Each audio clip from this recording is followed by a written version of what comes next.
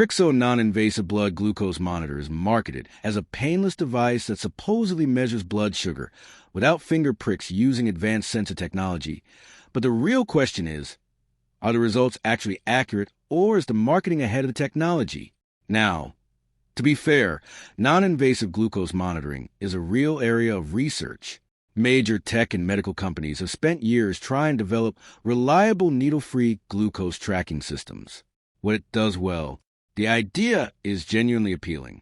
A painless glucose monitor would be incredibly useful for people who test blood sugar frequently. Some devices can track health metrics. Products in this category may still monitor pulse, oxygen, temperature, or general wellness data. Where the major concerns begin, accuracy is the biggest issue. This is the main problem. Truly accurate non-invasive blood glucose monitoring is still extremely difficult technologically.